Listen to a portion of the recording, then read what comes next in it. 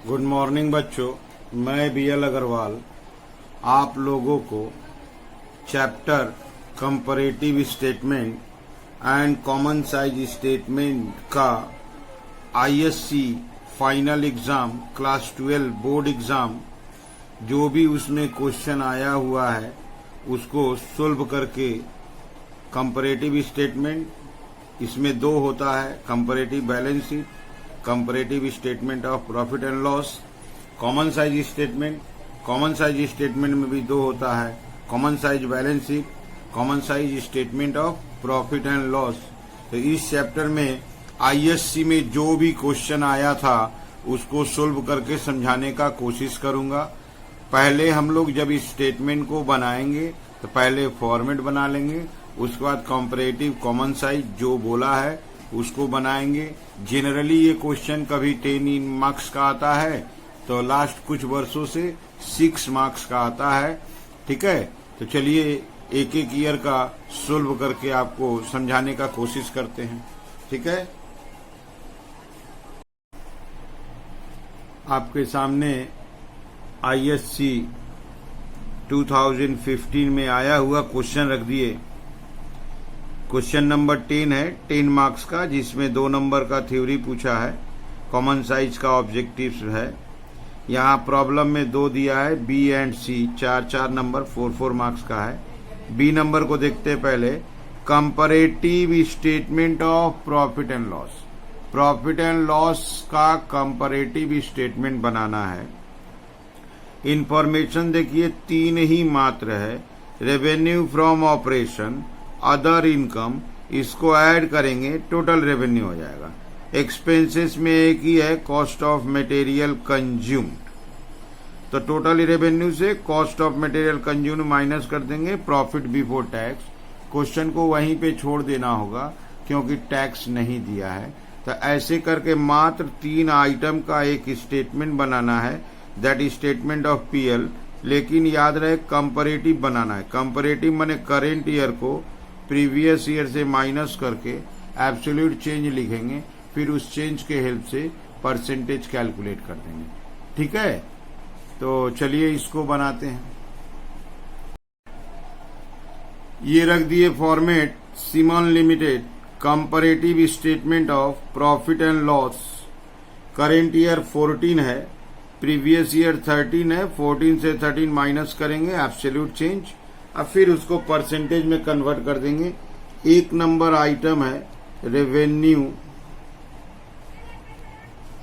From operation. Revenue from operation में current year है 15 lakh, previous year है 12 लाख। अब 15 से 12 माइनस करेंगे 3 lakh. This 3 lakh divided by 12 lakh into 100, 25%। 2 number item है अदर इनकम।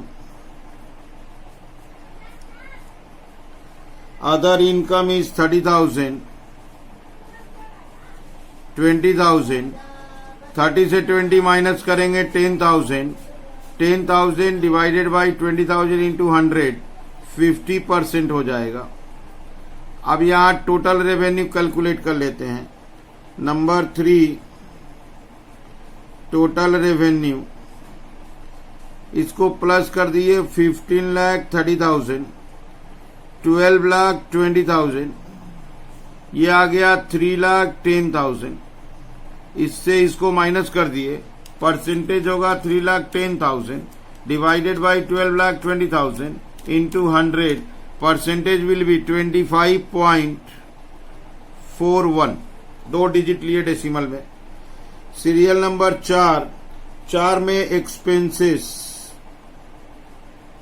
एक ही एक्सपेंस है, कॉस्ट ऑफ मटेरियल कंज्यूम्ड। एक ही एक्सपेंस है, कॉस्ट ऑफ मटेरियल कंज्यूम्ड। ये अमाउंट है 7 लाख, ये 5,50,000। 7 लाख से 550 माइनस करेंगे 1,50,000। 1,50,000 divided by 5,50,000 into 100, result will be 27.27। इसी को प्लस कर लेते हैं, इकलौता आइटम है, यही हम लोग का हो जाएगा टोटल एक्सपेंस।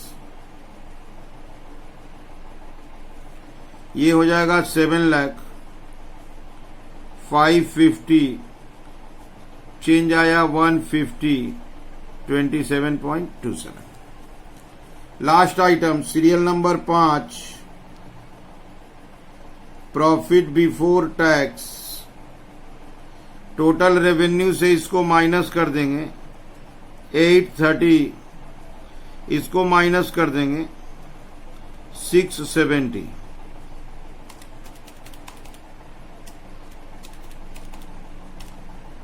और इधर 830 था। Result will be 1,60,000। 830 में से 670 माइनस कर दिए, 1,60,000। 1,60,000 डिवाइडेड बाई 6,70,000 इंटू 100, ये आ गया 23.88। क्वेश्चन को यहीं छोड़ देंगे। टैक्स दिया रहता तो प्रॉफिट आफ्टर टैक्स पहुंचते। सबसे पहले इनकम स्टेटमेंट पीएल अकाउंट बनाए, revenue from operation other income add कर लिए, एक्सपेंसेस अकेला था ऐड कर लिए, माइनस कर दिया, आ गया profit before tax. Absolute change current year से प्रीवियस ईयर माइनस किया absolute change, percentage change bye previous year into 100, ऐसे कंटिन्यू करते गए। उम्मीद करते हैं आपको समझ में आ रहा है। देख लीजिए एक बार फिर से, फॉर्मेट को मेमोरी में डालिए, फिर कंपैरेटिव या कॉमन साइज जो बोलेगा वो इजीली बन जाएगा। ठीक है, चलते हैं इस ईयर में। और एक क्वेश्चन था 2015 का, ये एक दूसरा क्वेश्चन है 4 मार्क्स के लिए। From the following data prepare common size balance sheet. याद रहे कॉमन साइज बैलेंस शीट है मिंट लिमिटेड। आइटम देखिए थोड़ा सा ही आइटम है, इक्विटी एंड लायबिलिटीज। उसमें शेयर होल्डर्स फंड का 2 आइटम है, share capital, reserve and surplus. सीधे करेंट लायबिलिटी का एक आइटम है, ट्रेड पेएबल्स। इस तीनों को ऐड करेंगे, ऐड करके आ जाएगा टोटल। एसेट्स अकेला एसेट्स है, फिक्स्ड एसेट्स टेंजिबल है 2 लाख और 190। तो ये एक छोटा सा बैलेंस शीट है। लायबिलिटी में 3 आइटम है, एसेट्स में एक आइटम है fixed asset tangible. Total match कर जाएगा, आइटम्स बहुत कम है, बैलेंस शीट तो बना देंगे। उस बैलेंस शीट को बोला है common size balance sheet. Common size balance sheet कहने का मतलब हुआ total will be taken as 100, every item divided by total into 100, उस रेस्पेक्ट से परसेंटेज कैलकुलेट करेंगे। चलिए इसको सोल्व करके देखते हैं कैसे बनेगा। ये रख दिए format mint limited common size balance sheet. 2 year का डाटा है 14, 13, फिर 14 का परसेंटेज निकाल देंगे, 13 का परसेंटेज निकाल देंगे। क्वेश्चन छोटा सा है। सबसे पहले हेडिंग कर दिए equity and liabilities. Equity and liabilities में A number share holders fund, इसमें Roman 1 share capital. Share capital का अमाउंट था फर्स्ट कॉलम 1,50,000, इसका था 1,20,000। Roman 2 reserve and surplus. Reserve and surplus का अमाउंट था 30,000, यहां भी था 30,000। अब बी नंबर सीधे देते हैं करेंट लायबिलिटीज, क्योंकि नॉन करेंट लायबिलिटीज है नहीं। करेंट लायबिलिटीज में आइटम है ट्रेड पेएबल। ट्रेड पेएबल का अमाउंट है 20,000, 40,000। अब ये प्लस कर लेंगे, इसका आएगा 2 लाख, इसका आएगा 1,90,000। और एसेट्स, एसेट्स में A number non current assets. Non current assets में रोमन 1 फिक्स्ड एसेट्स, वो भी टेंजिबल। इकलौता आइटम है फिक्स्ड एसेट टेंजिबल 2,01,90,000। देखिए टोटल भी वही हो गया 2,01,90। अब इसको हमको कॉमन साइज में कन्वर्ट करना है। This 2 lakh is taken as 100, total को 100 लेते हैं। This 2 lakh is taken as 100, total को 100 लेते हैं। ये 1,50,000 divided by 2 lakh into 100 that is 75।